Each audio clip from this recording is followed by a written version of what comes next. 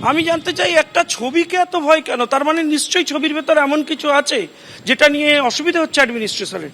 উনি বলছেন কর্পোরেশনের অনুমতি নেই। আমি কোশ্চিনকালে শুনিনি পশ্চিমবাংলার কোন ছবি হচ্ছে অফিসিয়ালি ট্রেলার লঞ্চ করতে গেলে কর্পোরেশনের অনুমতি দিতে হয়। কে কর্পোরেশন? একটা প্রাইভেট হোটেলের মধ্যে হচ্ছে, হোটেল অথরিটি অফিসিয়ালি করতে দিয়েছেন। আপনার এখানে অসুবিধা করে আটকাতে পারবেন এভাবে? লোকের তো অলরেডি ট্রেলার সব মোবাইলে ঘুরছে, কি করবেন? সারা পশ্চিমবাংলায় মোবাইল অফ করে দেবেন। আপনার যদি মনে হয় এটা বেআইনি, আপনি কোর্টে চলে যান। আপনি কোর্টে যাচ্ছেন না কেন? এই মেঘনাদের মতো পেছন থেকে তীর ছুটছেন। এই দলে অনেক ব্রাত্যবাবুর মতো লোকজন আছেন, নাটক টাটক করেন, শিল্পের স্বাধীনতা নিয়ে কথা বলেন। তারা কথা বলুন সিএম এর সাথে।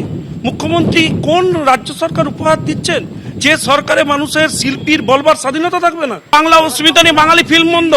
আমি তো সরাসরি অভিযোগ করছি, এই ফিল্মে অনেক বাঙালি অভিনেতা অভিনয় করেছেন যাদেরকে সেই তৃণমূলের তরফ থেকে বিভিন্নভাবে ছেড়ে দেওয়া হয়েছে, তাদেরকে এখানে আসতে দেওয়া হয়নি।